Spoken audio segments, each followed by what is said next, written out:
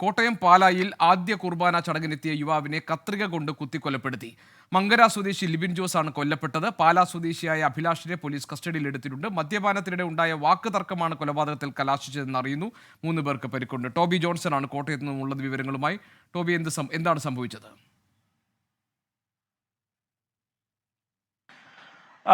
ഗോപി, ഇന്നലെ വൈകുന്നേരത്തോടു കൂടിയാണ് ഈ സംഭവം ഉണ്ടാകുന്നത്.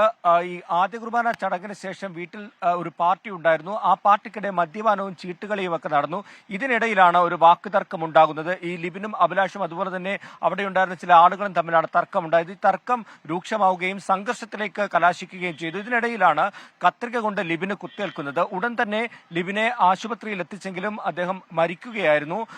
അഭിലാഷ് എന്ന് പറയുന്ന പാലാ സ്വദേശിയായിട്ടുള്ള വ്യക്തിയെ ഇപ്പോൾ കസ്റ്റഡിയിൽ എടുത്തിട്ടുണ്ട്. പോലീസ് അറസ്റ്റ് രേഖപ്പെടുത്തുമെന്നാണ് അറിയാൻ സാധിക്കുന്നത്. ഗ്രഹനാഥ അടക്കം 4 പേർക്ക് കൂടി പരിക്കേറ്റിട്ടുണ്ട്. ബെന്നി എന്ന് പറയുന്ന ഒരു ബന്ധുവിനും കുത്തേറ്റിട്ടുണ്ട് എന്നുള്ളൊരു വിവരമാണ് നമുക്ക് ലഭിക്കുന്നത്. പോലീസ് എന്തായാലും ഈ സംഭവത്തിൽ കേസെടുത്ത് അന്വേഷണം ആരംഭിച്ചിട്ടുണ്ട്. അറസ്റ്റ് ഉടൻ രേഖപ്പെടുത്തുമെന്നാണ് നമുക്ക് മനസ്സിലാക്കാൻ കഴിയുന്നത്. ഗോപി, ശരി. ടോബി ജോൺസൺ ആണ് വിവരങ്ങൾ നൽകിയത് കോട്ടയത്ത് നിന്ന്.